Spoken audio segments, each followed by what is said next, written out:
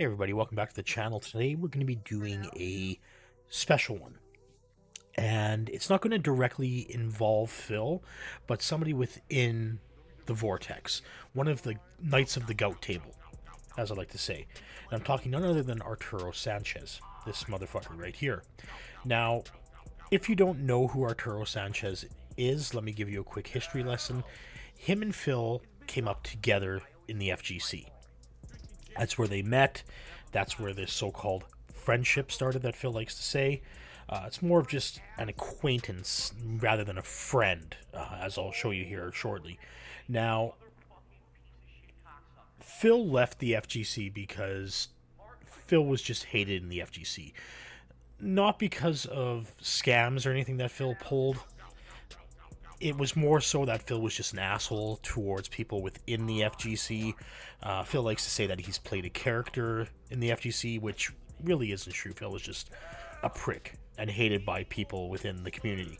Arturo Sanchez, though, is still within the FGC. He should be kicked out, but Arturo has remained within the FGC itself and has pulled many scams over the years, let's just say, and been banned from many tournaments, many gatherings, etc., etc. If you want to look up a really good saga that Arturo was involved in, look up the Matcherino versus Arturo Sanchez. That one is pretty deep when it comes to the scam. Basically, the short of it is Arturo used Matcherino to run tournaments, and instead of paying out tournament winners, Arturo Sanchez pocketed the money. Now, this was all kind of cleaned up while this happened, but it did happen. And Arturo would use the excuse that, oh, you know, he was in the hospital and blah, blah, blah. And you'll see a running theme. Whenever Arturo is actually caught in a scam, caught in one of his lies, he always runs to, I'm in the hospital, I'm in the hospital, I'm in the hospital.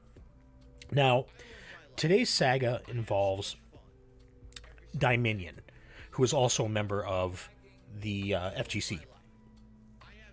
Now, I caught wind of this back in September when I was researching the FGCOS that Arturo is also involved with. There's a video on my channel that debunks the FGCOS, that it is a piece of garbage. You can actually damage your PC.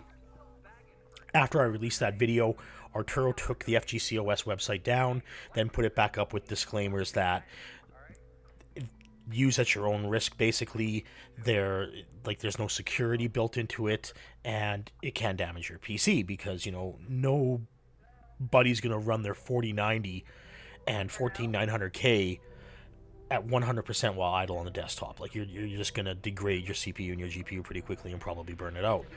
So the FGCOS does not do what it says it does. It doesn't lower latency. It actually increases latency. It's in the video. You can take a look for yourself. Now, what I want to talk about here today is the scam that Arturo basically pulled on Dominion, or Casual Kev as he's known on Twitter. Now, I'm going to refer to him as Kev throughout this video, just be easier. Now, supposedly, my inkling on this was that I thought Kev was actually helping Arturo with FGCOS, which is actually not true.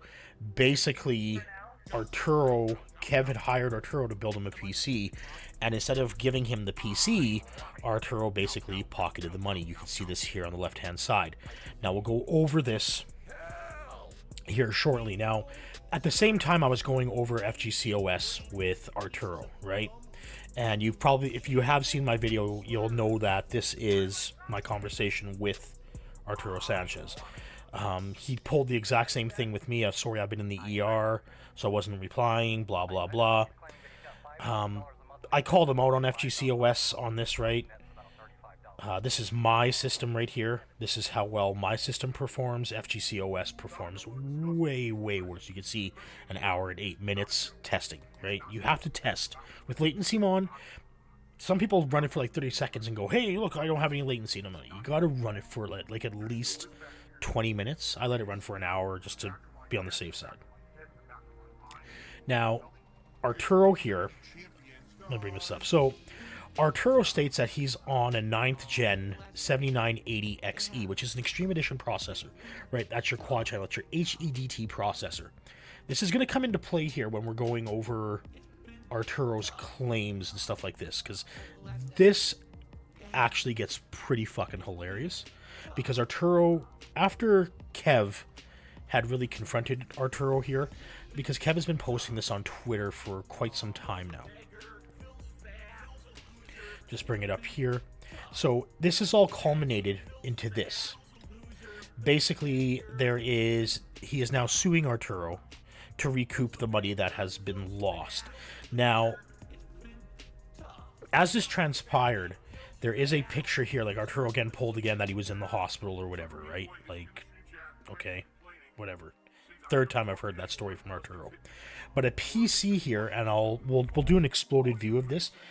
Arturo basically stated, this is the PC Arturo was building, or this is what Kev stated. This is the PC that Arturo was building for me after I had to ask him for the pics of the product, because after a while I wasn't sure if even bought the parts. Why did it take 3 months to wire a power supply? This is what Arturo had stated to Kev, that it took 3 months to wire a power supply. This is all full of shit. And you're probably wondering, we're going to do a deep dive into this. We're going to get really technical as to why this is a really bad build. Like, The Verge bad. If you've ever seen The Verge, you should probably look it up, The Verge PC build. It's cringe-worthy. Like, holy shit. But we're going to take a deep dive into this. And then we're also going to go through and build Kev a PC that basically costs between $3,000 and $3,500. What Arturo should have been making for Kev to use. Okay? So this went on. This has been going on for quite some time now. So August, September, October, November, January, February, and nothing has happened. It's basically just Arturo has been silent on it.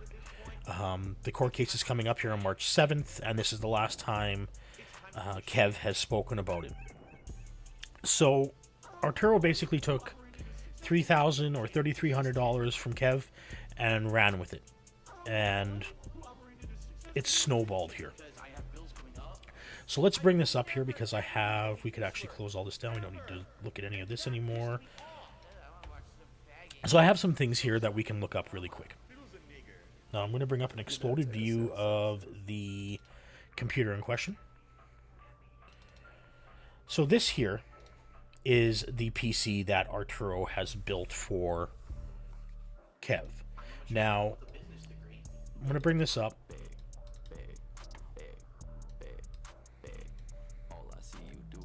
Okay, so these are the specs on the system here, okay? So we're going to start with the motherboard. This is an Asus X99 Deluxe 2. Okay, we'll bring up the picture of the X99 Deluxe 2. So this is the motherboard here, right? We can see it in all of its glory, right? This motherboard came out in 2016. Okay, so you'll see here when we go over the parts in the system that this system ranges from 2011 to 2018 in the age of its parts and everything like that. And so you're thinking to yourself, $3,000 to $3,300 for a system that's 12 years old, right? Yeah, our Arturo ripped them off pretty good. So we're going to start with the X99 Deluxe motherboard, right? That's a 2016 model. The memory in the unit, we can zoom in here, is a Corsair Vengeance memory. Now, this is in quad channel. You can see one stick here, 2, 3, and 4. Because this system is an Intel HEDT system, it can utilize quad channel memory, so it requires 4 sticks of memory base. Okay. Now, this DDR4 memory more than likely is around 2133 to 266 megahertz, or 2666 megahertz. Anything over that depending on the processor. And the reason why I'm going with an Intel Core processor and not the Xeon, because this does support the Xeon variants, is because the Xeon does require ECC memory. The Corsair Vengeance is not ECC memory, and all that means is that it's an error checking memory. It's got a protocol to make sure that for memory intensive tasks that there's no errors within memory. This is mainly used for like workstations and servers. Now, this is more than likely a Core i 5th gen or 6th gen processor.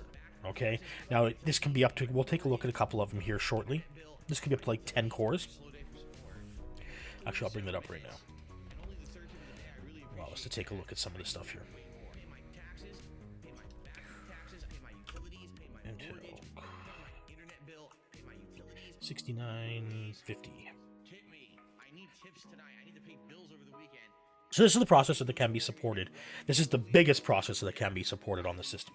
Okay, so you have 10 cores, 20 threads. Okay, now it's a Broadwell E variant, built on 14 nanometer, supports DDR4, 2400, 2133, and 2666. If you overclock, if you wanted to use memory that was 3200 megahertz, you would have to overclock the front side bus on this motherboard in order to do it. Using XMP on this motherboard to do that high of memory isn't recommended. You'd have to do everything manually. So more than likely it's a 2133, 2400, or 2666. Again, like, you're looking at a system that is old, right? Not as even, like, it's within the range of Phil's PC. And that's why I say, like, I think Phil really gets a lot of his computer information from Arturo, and it's obvious Arturo doesn't know what he's doing, okay? Now, I need to bring up Asus X99 Deluxe 2, because we need to take a look at the motherboard, because this is going to be the big thing, like why this PC build is so bad, and we'll get into that here. Now, this, of course, here, just bring up the manual.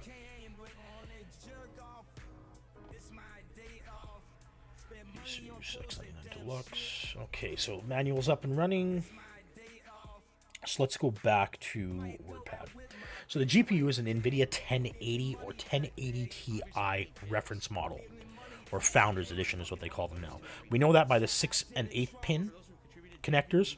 We know for a fact that, and this is, the shroud is of course from the 10th gen of NVIDIA video cards.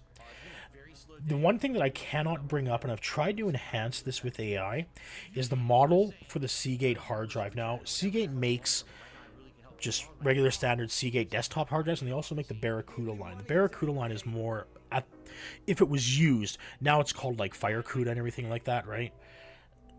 Barracuda was the higher end performance model for Seagate. I am not sure the speed of this hard drive, and what's very, very strange is there's only one SATA device here. Okay, we know that. So that's only going to be this hard drive. There is a question in the system. We'll get to that here shortly. The power supply is a Corsair power supply, which is from 2018. We can tell that by the sticker and everything.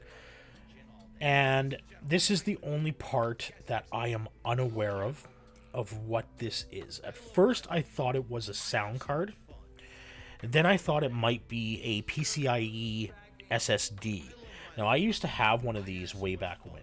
I'll bring it up here. Which do I need? This G-Skill. Now, I had something like this many, many, many, many years ago, before I went with NVMe. I'll bring it up here. Where is it?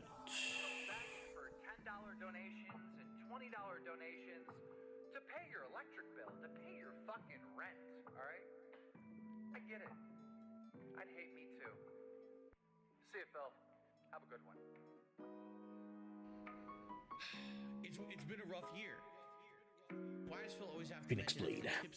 So this is what I had way back when. I had this one here. Now, these are your PCI Express, basically a PCIe SSD. Okay. Now, this is a full-length PCIe. This here does not look like it's full length, and I'm thinking that this might be a PCIe SSD, but a Gen 2 SSD.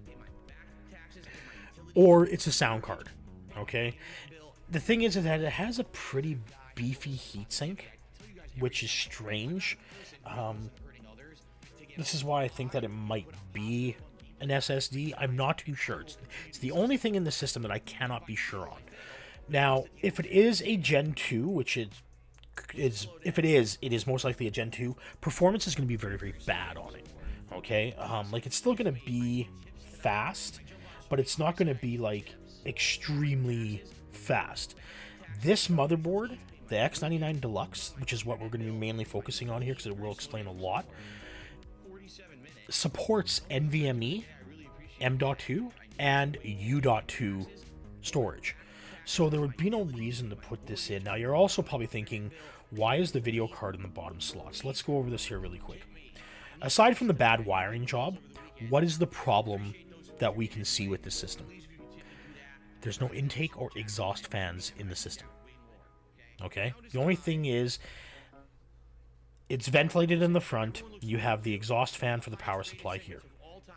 The issue is you now have the video card, and this is very telling about how Arturo doesn't know what he's doing. The video card is sandwiched at the bottom of the case, meaning that there's going to be a basically just dead-end airflow here. This video card, if Arturo loads it with FGCOS and decides he's going to run it at 100% while it's idle on the desktop, this thing is going to hard throttle temperature-wise. Okay, it is not going to operate properly because the airflow in the case is so bad. The wiring job is just atrocious because the case is something from like the early 2000s, maybe even the 90s. Like, cases like this just don't exist anymore. Like, maybe for like workstation use and shit like that, but like most high-end desktops, you're gonna have cable management options. The power supply is either going to be behind the motherboard tray or is going to be hidden at the bottom in a compartment separate, so that you don't have cables like this running all over. This is a knock to a cooler, of course, but there should be a second fan here, and the reason why Arturo probably doesn't have the second fan for push-pull configuration is because he couldn't fit it because the memory was in the way here. This fan probably should have been oriented differently, possibly up and down to help with convection for heat, and then he could have used the secondary fan on it. Again, this is not going to be a good option for this processor. I can't figure out the model of the Noctua tower cooler here, but it doesn't look like a very large tower cooler. So, again, this is probably going to throttle pretty hard even for CPU performance. So, but what I really want to focus on here is the motherboard, because there are a lot of issues. Because he has this card in the topmost PCIe slot, and then the video card in the, there's a slot here, then there's a 4X slot here, a slot here, and I think there's like 2 more PCIe slots. We'll look it up here when we look at the motherboard. You shouldn't do this, because the problem that he's going to run into then is this is not going to run in 16X mode, which is what you want. You want to run it into PCIe 16X. This is going to default now down to 8X, and we can actually show that within the motherboard's manual, because it does indicate, if you're going to be using 2 PCIe devices, which ports to use. Arturo has seriously fucked this up. So let's take a look here really quick, just at the motherboard itself. So as you can see, this is the topmost PCIe. This is PCIe Express slot 1, X16. Then you have the slot 4, 1, 2, and then 2 more slots. So Arturo has it into this slot here. Okay? Now right here, zoom in. This port right here is your M.2 slot. Okay? Now this is where you would put your NVMe drive. Right? Now this is all PCI Express 3, not 4, not 5 because of its age. This is the U.2 slot, and there's also a secondary U.2 slot right here. Then you have all your SATA. And as you can see, you have your quad channel memory, right? I do believe that Arturo actually does have them in the wrong slots. He's got it in here, here, here, and here. And it should be here, here, here, here. As the pinout for the color-coded for the memory slots. So he's got the memory in wrong as well. Okay, so now let's bring up another picture of the... We can get rid of this.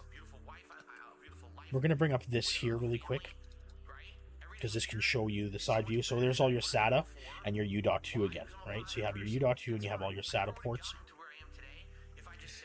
And then the last one is the I.O. on the back, rear I.O. Now, this is also going to be an issue, because Arturo likes to overclock the polling rate, thinking it's going to make a huge difference in fighting games. Shocker, it doesn't at all. I will have a separate video on that where I actually do polling rate overclocking and show the difference within the actual performance. Now, these slots here, these blue ones, and these here, this is your USB 3.0 and USB 2. These are controlled by the CPU. When you are using your system, you should be using these USB ports. Because they communicate with the CPU, there's going to be less latency. These ones here are also USB 3 and a USB-C. This is through a media controller, meaning that there's going to be additional latency because it has to go through the controller, then through the CPU.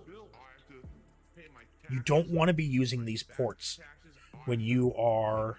Say you're playing a competitive fighter or a competitive shooter, you use a controller, because you know the noobs, they like to use aim assist in Call of Duty, like Phil. That's going to add latency, input latency, because it has to go through a secondary controller. Make sure that you are using the ones that are directly linked to your CPU. Now, the other issue you can run into, and I do see a lot of detractors actually run into this as well, you should not fill up all your USB ports. The reason being, you can run into an issue called USB crosstalk. Each port states that it has a certain amount of power that it can do. The issue is the power is actually shared between all ports. What I recommend is purchasing a hub. I know I've said this before to people. This is what I do for me. Like, I use Thunderbolt on mine, and each port on my Thunderbolt hub is capable of 90 watts of power. Individual. So each port, if I have all 4 ports plugged in, that's 360 watts of power. It has its own power supply to provide that current. I don't use that, right? Like, that would be insane. You should be using a powered hub through the one port. One port is capable, like, even on today's newer PCs, like you're looking at USB 3.2, USB 4, they're capable of things like 20 gigabits, 40 gigabits of data transfer rate. You can plug in your capture card, your webcam, your microphone, your keyboard, your mouse, your controller, charge your phone, and you still will not really reach the bandwidth of that port. Again, also, don't use the front panel ports on your PC for anything like a keyboard, a mouse, or a controller, or anything like that. That also adds latency, and there could be power fluctuations. I had issues on my system with a wireless headphone that I used to use. If I used the front ports, it would always just die on me constantly. Stopped using the front ports, and not an issue after that. So this is the rear I/O. So it's basically you get your Wi-Fi, dual LAN, BIOS reset switch, and your audio. It's just a generic I/O on the back, right? So let's take a look at the motherboard itself, and we're going to explain why this build is really, really bad. I'll just show you guys this too. This is the latest test that I did here a couple days ago with the new NVIDIA driver. I do suggest that you update your drivers here. The new NVIDIA driver does actually add a low latency mode now for DirectX 12 titles if you don't have NVIDIA Reflex available to you within the games that you play. Okay, so let's take a look at the motherboard here, okay? So this is the Asus X99 Deluxe 2. We're going to take a look at a couple things within the motherboard here to explain why Arturo has set this up very, very poorly, and why FGCOS is even going to perform worse on this system. Okay, so here is the exploded view of the motherboard diagram layout. So we have our PCI Express 1, 2, 3, 4, and 5. Then you have your PCI Express here, your little mini port, right? M.2, right? We can bring that up. So number 6, M.2 socket, right? Then you have your U.2 connector. So number 7, which is that right there, and this right here.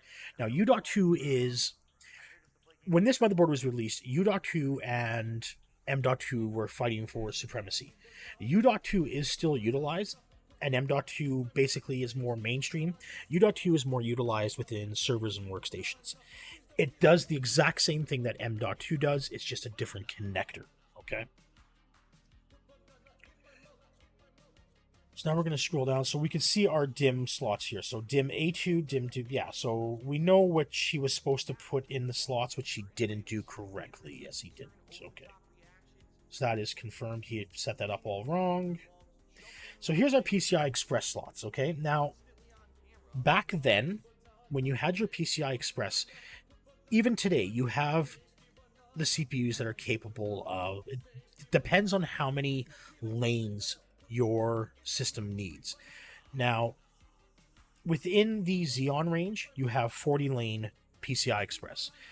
In the ones that are in this system here that Arturo has built, you only have 28 lanes for PCI Express. Now, these lanes are through the CPU itself.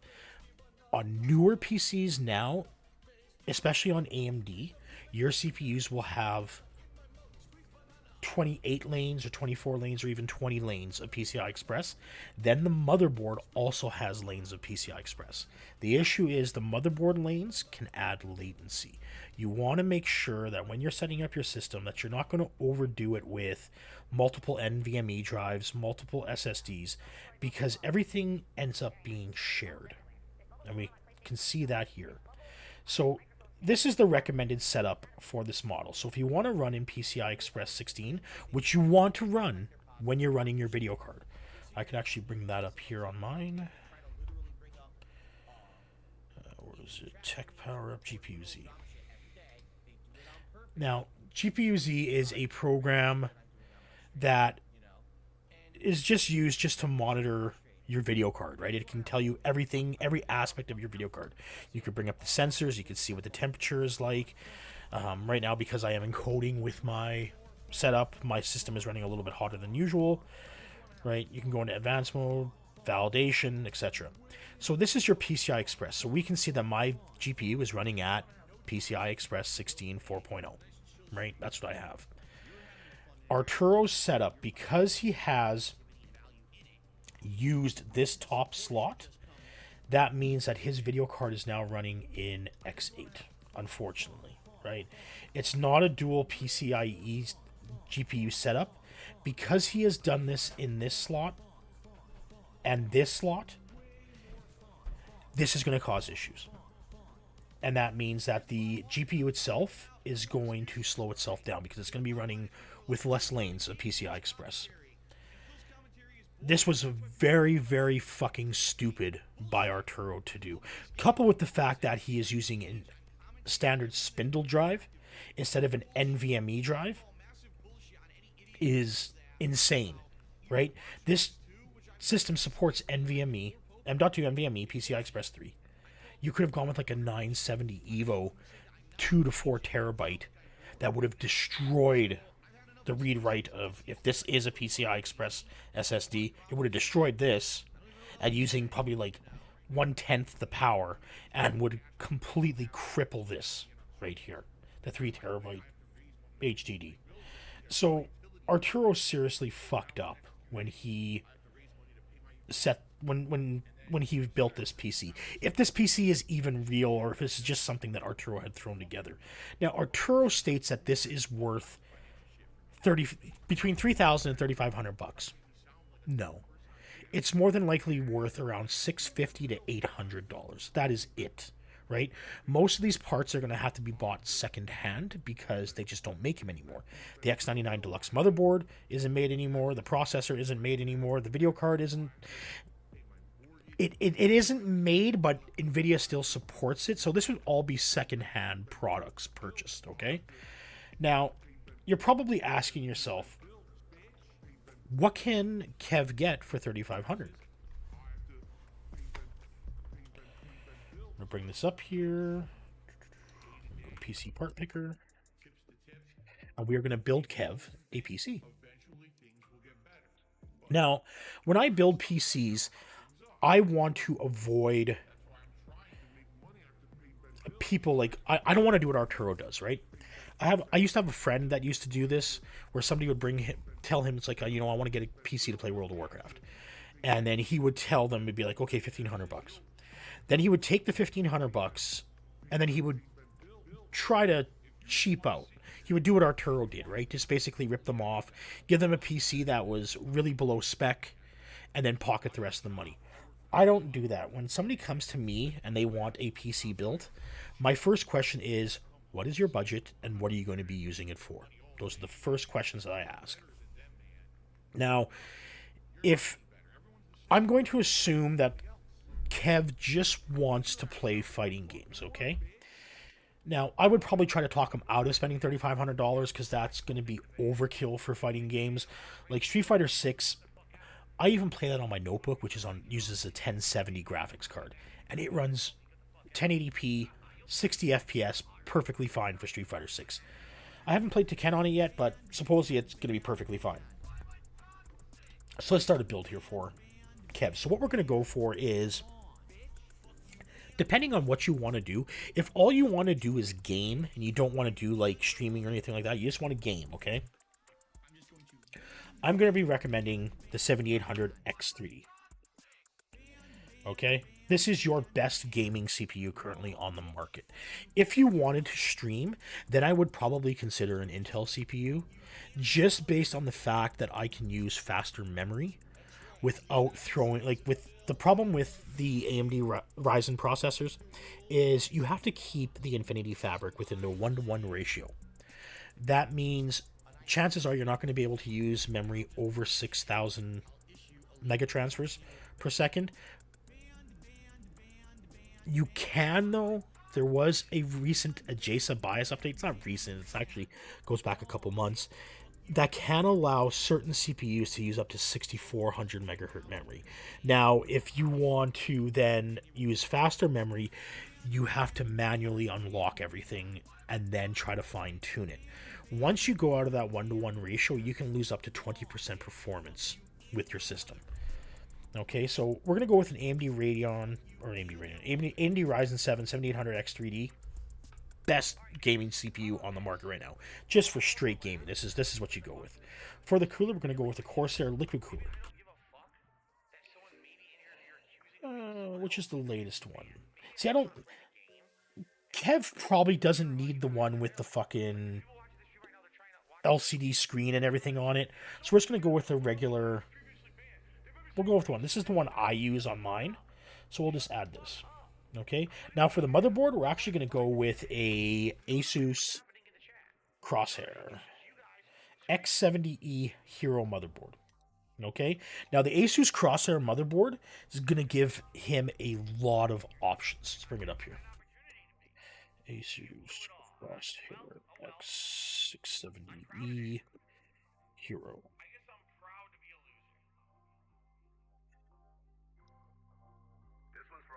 Now, the reason why I'm choosing this board is because of the I/O on this, okay? The I/O is going to be very, very, very, very... Oh, come on, Asus. You don't even have a proper look at the I/O. Okay, so we could see it here. Okay, so here's the I/O. So you're not going to have to worry about anything like issues in regards to the PCIe lanes and everything, right? So you're going to get USB 4, you're going to get 2.5 gig LAN, you're going to get your Wi-Fi 6E, you're going to get your 7.1 audio, but we're not going to go with that. We're actually going to do a special thing for this system here, right? So you have everything that you're going to need. Then you have your PCI Express 5, you have your NVMe support. Perfect motherboard, right? Memory, we're going to go with 32 gigs of G-Skill memory. So we're going to go, let's just do this here. G-Skill. And we're going to go with some Trident Z right here. We want 6,000 mega transfers per second. Perfect. Cast latency is a little high. Let's see if we can find something a little bit better. I want to go with the cast latency of 30 to 32. I don't want to go above that. 64 gigs is a little bit overkill.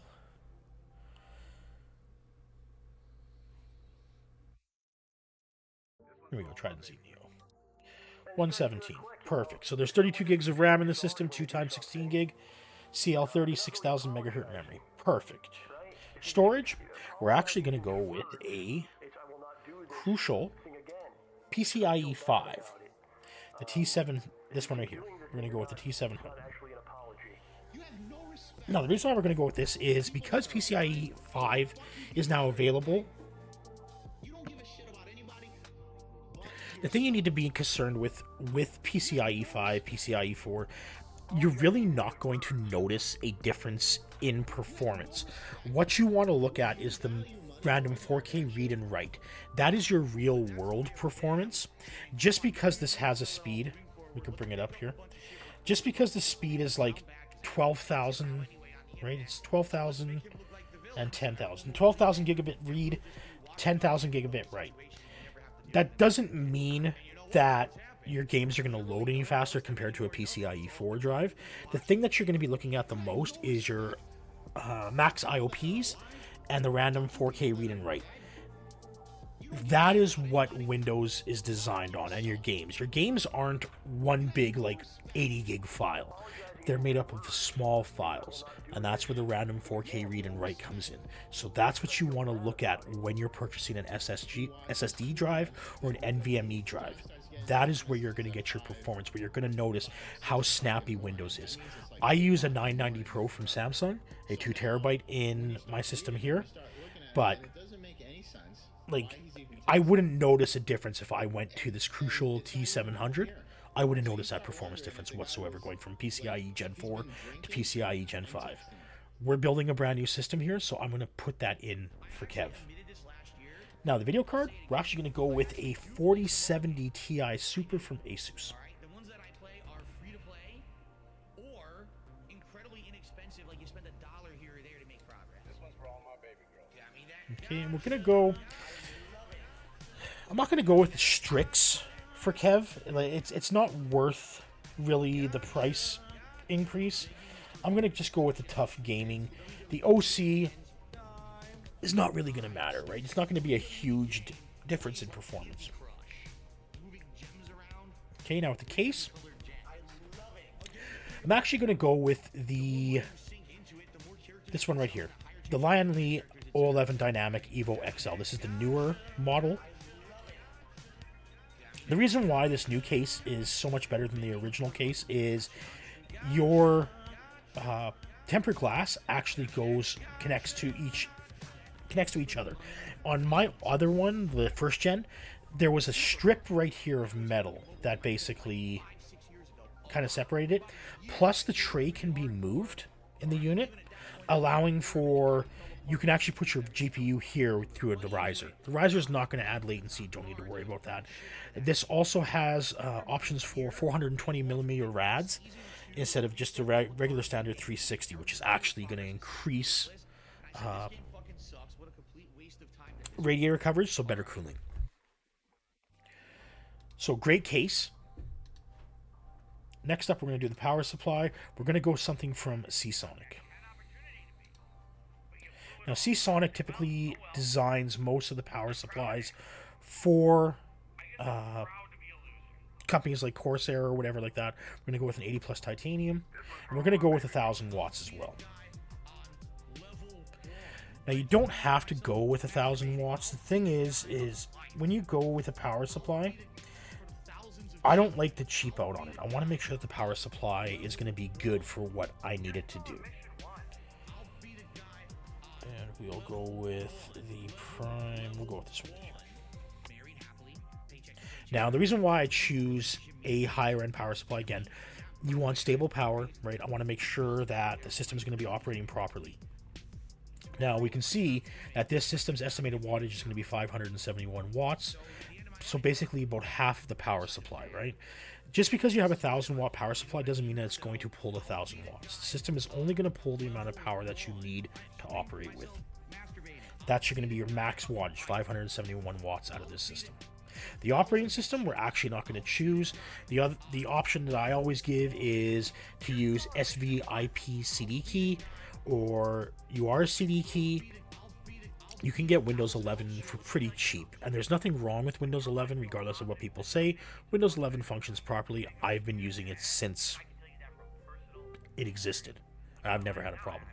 Now what we're going to do is we're going to put a special sound card into the system. Now I'm going to go with a Creative Labs AE7 for Kev. Okay. Now we can see right here the price. $3,164.74. So it's actually under what Arturo had originally taken, which Kev says is $3,300. This system here will be perfect for playing fighting games, first-person shooters. It has its upgradability, right? You can put in more memory. You can go all the way up to 128 gigs of memory. You can replace the video card if the video card becomes too slow. This is a 4070 Ti Super. This is one of the latest video cards. It'd be great. Performance would be stellar for this thing. Even for streaming, this system would be great. Like if you're going to stream at 1080p and play on this system at the same time, it'll be fine. Once you start going over to like 1440p or going to 4K, yes, then your system is going to start chugging along because it's going to be using more of the GPU to function. Okay? Now, if Kev needed additional storage, right, he has that option. All I would do is I would go with Samsung, and I'd probably go with like an 870 Evo, right? I'd rather go with an SSD instead of doing like a secondary NVMe drive. It's not going to be worth it to do a secondary NVMe drive. 2.5 inch. And then we have our 870 Evo. The 870 QVO, try to stay away from those. They're not like higher end SSDs.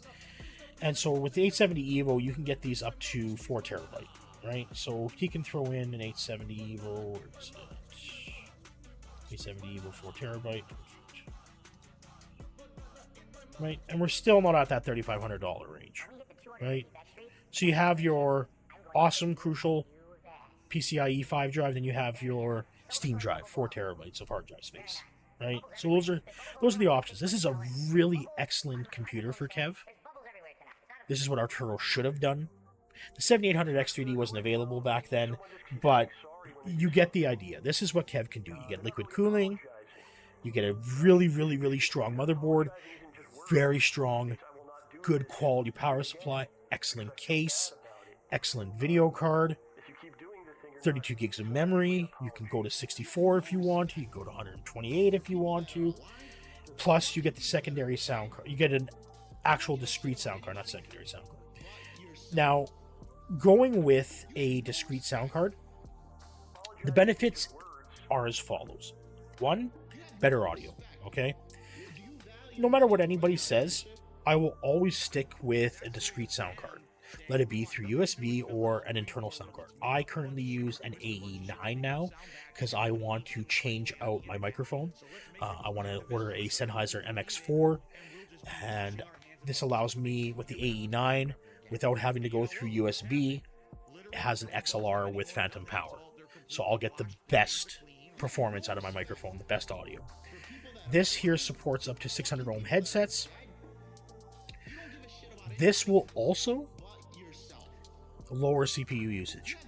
When you use onboard audio, it typically uses CPU cycles. Now, on today's CPUs, it's really not impactful for performance, but it does still impact the CPU. This will take that off the CPU because this is going to be processing your sound. I always like using discrete sound cards, and I will always use discrete sound cards. Some people hate Creative due to the fact that way back when, if you guys remember, Daniel K used to design his own Creative Labs drivers and pissed off Creative. Creative threatened lawsuits because Daniel K would actually support Creative sound cards. Now Creative's actually pretty good. They release drivers a little bit better than the way they used to, driver updates to fix issues. But this is what Arturo should have done. Arturo should have sat down with Kev, asked what he wanted to use the PC for, how much he wanted to spend, and then Kev should have went over it with him. Now, when I build PCs, like I said, my first question is, how much is the budget and what are you using it for? Then I will request them to go and buy the parts, or I will go with them to buy the parts. If they want to watch me put it together, this doesn't take very long. I've built a PC before Phil got out of the podcast. If you remember some of my live stream videos where I built PCs while listening to Phil's fucking bullshit during the Level 1 podcast. So it doesn't take 3 months to wire a power supply. I could do this in an hour, hour and a half, easily. No problem, right? Loading up Windows, configuring everything, setting it up for the best performance, like another hour, hour and a half as well. So 3 hours tops, right? Now, Kev, if you want some help going over this, I've reached out to you on Twitter and everything. People say that you're very private. Just hit me up on Discord, hit me up on my email or whatever. No problem. I'll give you a hand. I would recommend that you actually go to Micro Center in New York to purchase the PC if you want to still purchase a PC. They will build it for you. You can bring them a list of parts. I can get you a list of parts, and we can go over it that way. Easy. You're up and running. You're playing Street Fighter 6. You're playing Fightcade. You're playing Tekken 8 if you're into that. Now, I do want to end this video by saying a couple things. Arturo and Phil are scammers and con artists. Okay, that's a given. Arturo has a history of scamming people in the FGC and outside the FGC. People who I've spoken with who want to remain anonymous at this point. There's a lot of shit that comes down with Arturo Sanchez. With my interaction with Arturo over FGCOS, he ghosted me once I started asking him technical questions. Because he didn't know, right? He doesn't know what he's doing. FGCOS is just ReviOS and Atlas OS mixed together with random tweaks that go back as far as Windows XP. I suggest anybody who has installed FGCOS or who has had Arturo remote in and set it up to basically format and reload your computers, because there is a lot of shady shit that Arturo has done with it. It can damage your computer depending on the age of your PC and how much power or heat your components are going to be dumping out. That said, my personal opinion, Arturo should be banned for life from the FGC. That's just my opinion. I know a lot of people share that opinion. The other thing I can recommend is never, ever, ever give Arturo or Phil money. That is rule number 1. Do not give these guys money, okay? Because that's all they're looking for. They will get that money regardless of who they have to bowl over. Case in point, Kev got ripped off by Arturo pretty hard. I know a lot of people came down on Kev for trusting Arturo. I think all of us at one point in our lives have been screwed over by somebody like Arturo. And it's a lesson learned, right? So I want to thank you guys for watching. If anybody has any questions regarding, if they want to upgrade, because I deal with this now on a very regular basis. I probably get about 10 to 20 emails or DMs a day regarding people that are having issues with their PC that I try to help them out. If I don't get back to you immediately, it's because I'm just really busy with work and everything. This weekend here is supposed to be a long weekend, and now I am working the weekend. Instead of getting high and fucking playing Warzone 3 or World of Warcraft, I am going to be at work. Hey. But I want to thank you guys for watching, and I'll see you all in the next one.